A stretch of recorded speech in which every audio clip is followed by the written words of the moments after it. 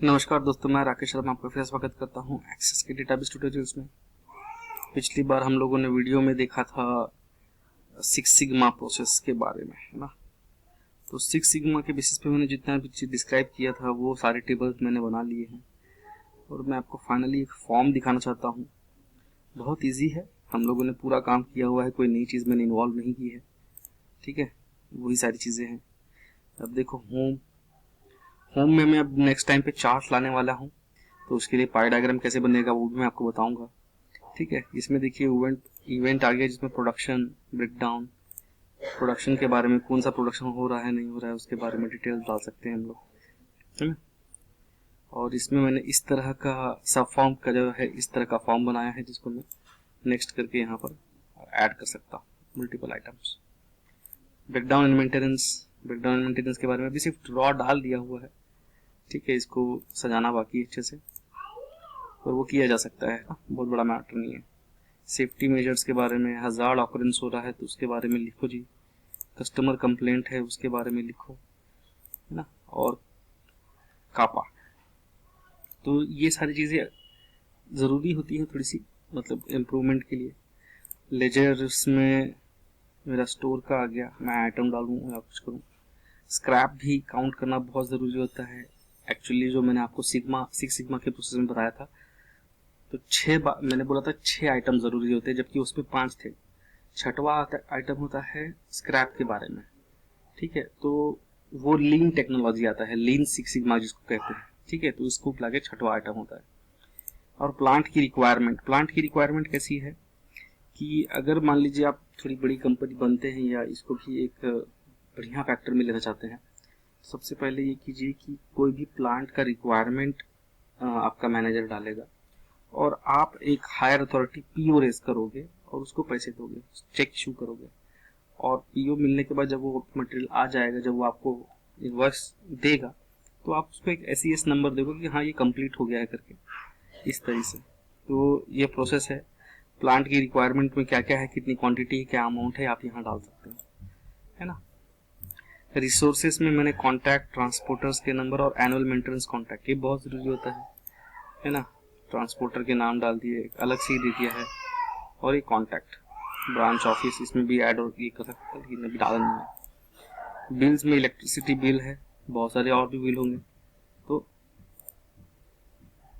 वो आ जाएगा। ठीक है, न्यू में देखिए मैंने कैश वाउचर डाला है। मान लीजिए मैंने किसी को पैसे दिए हैं, अपने मैनेजर को पैसे दिए हैं, तो उसका स्टेटमेंट इस तरह से बनेगा। वो हमेशा जो भी आइटम खरीदेगा उसको bill number, bill date, amount, quantity, और इसके हिसाब से वो पूरा जितना भी कैश खर्चा करेगा वो इसमें यहाँ सजाएगा। और उसका एक लास्ट प्रिंट आउट देके उसको किसने पैसे दिए हैं और क्या कितने पैसे दिए हैं, वो सब सारी चीज़ें इसमें आएगी। और एक पर्टिकुलर आइटम का, एक पर्टिकुलर बंदे का एक ही बनेगा ये, ऐड रिकॉर्ड, सेव रिकॉर्ड, है ना। ये आ गया। सर्च में कुछ डाला था क्या? नहीं, इसमें नहीं है, इसमें भी नहीं है। प्रिंट में है ये कॉम्पिटिटिव रेट्स। तो ये फॉर्म थोड़ा सा, ये वो वाला फॉर्म है, स्प्लिट फॉर्म है, थोड़ा इरिटेट कर रहा है, नहीं पता, इसको देखना पड़ेगा फिर से क्या प्रॉब्लम है। खैर छोड़िए, इसमें कोई मतलब नहीं है। तो ये सारा चीज़ बन गया है।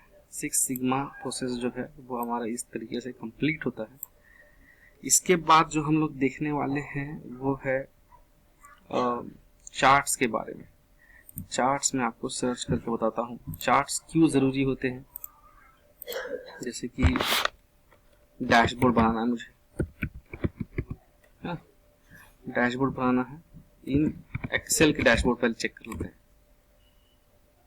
तो इसकी इमेजेस देख लीजिए, देखिए ये देखिए इस तरह का एक्सेल का इमेज। तो ये एक्सेल के जो इमेजेस हैं इसमें देख सकते हैं आप कि कितना प्रॉपर लग रहा है।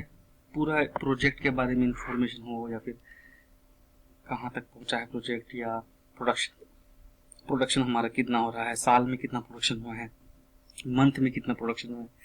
किसी एक को एग्जांपल की तरफ ले लेता हूँ।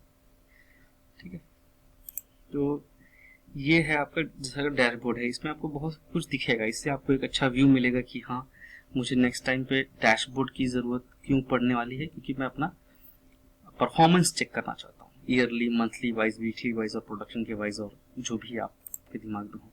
तो एक बार ये इसको देखिए ज़रूर और समझने की कोशिश कीजिए कि इसने डेटा किस तरह से डाला है और आपने जो अपना जो डेटाबेस बनाया उसका कैसा ज़रूरत पड़ेगा। ठीक है, एक ये तो एक्सेल है, एक्सेल में तो ये अपॉर्चुनिटीज़ हैं कि आप इस तरह से इसको बना सकते हो। लेकिन एक पावर बीआई करके सॉफ्टवेयर है। पावर बीआई एक डेडिकेटेड सॉफ्टवेयर है सिर्फ डैशबोर्ड बनाने के लिए या फिर डेटा प्रेजेंट करने के लिए। ठीक है, ये अभी बाप है पूरे डेटा प्रेजेंटर के मामले में। इसमें 3D का जो डेटा प्रेजेंटेशन है वो बहुत ही यूनिक है और बहुत बेस्ट है। तो अगर आपका डिमांडिंग कोई बात है कि हाँ मुझे चाहिए ही चाहिए, तो आप उसे यहाँ से मंगवा सकते हो। 3D डालूंगे इसमें क्या है सबसे बेस्ट की एक मुझे बहुत अच्छा फंक्शन लगा पावर बीआई का।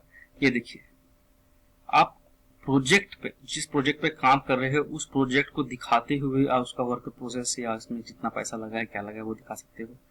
मैप का सबसे बेस्ट लग रहा है, सबसे बेस्ट मैप का है मुझे लगा है। इसमें क्या है, जैसे कि ये देखिए, इसमें पूरा एक मैप दिया हुआ है। जैसे कि मान लीजिए मुंबई है, कोई शहर है, तो इस शहर में मुझे जिस तरह से देखना है डेवलपमेंट या फिर क्या बिक रहा है क्या नहीं बिक रहा है, लोकेशन बेस पे ये दिखा सकता है।